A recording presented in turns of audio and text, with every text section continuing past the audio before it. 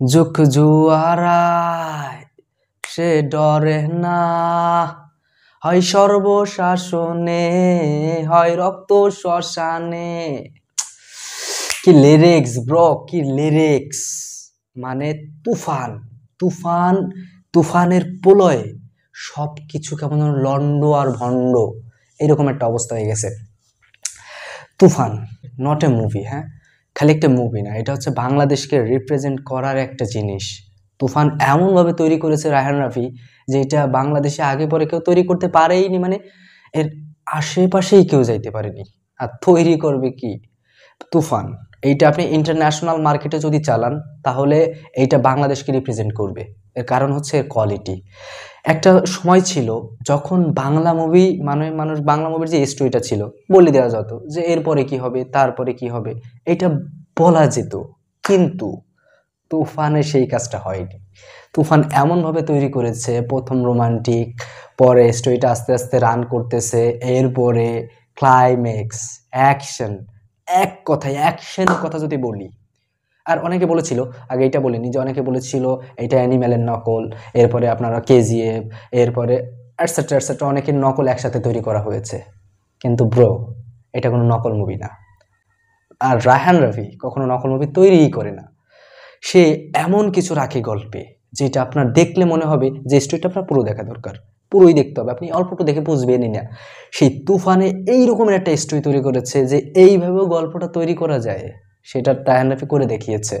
আর শাকিব খানের কথা তো না বললেই নয়, মানে সে যে একজন মেগা স্টার।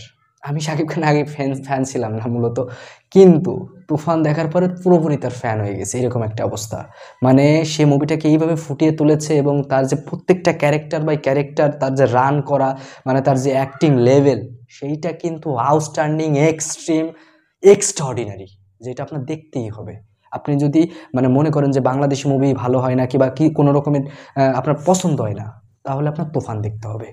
তুফান এই কোয়ালিটির একটা মুভি অলরেডি ইন্ডিয়াতে চলতেছে। ইন্ডিয়া তো অতটা সাড়া ফেলতে পারতেছে না, কিন্তু এটা ভালো একটা ইন্টারন্যাশনাল মার্কেটে ভালো একটা আয় করতে পারবে, এটুকু আশা করা যায়। অলরেডি 30টা দেশে চলতেছে তুফান। কোন লেভেলের মুভি হয়েছে বোঝেন।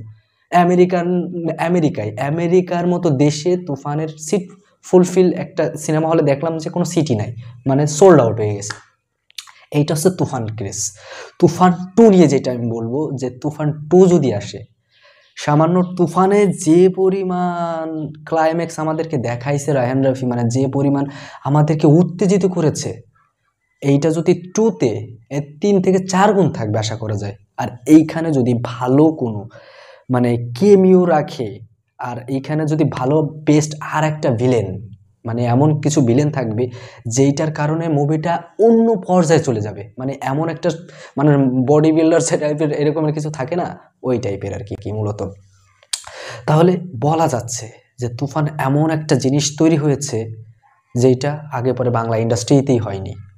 এই রকমের মুভি দরকার। আর শাকিব খানকে বা আমাদের ডিরেক্টররা, বাংলাদেশি যে ডিরেক্টররা আছে, তাকে এমনভাবে পরিবেশন করতো যে মানে দেখা যাইতো না, মানে স্টোরিটা অত ভালো ছিল না, মানে তাকে রিপ্রেজেন্ট করার কোয়ালিটিটা ভালো ছিল না।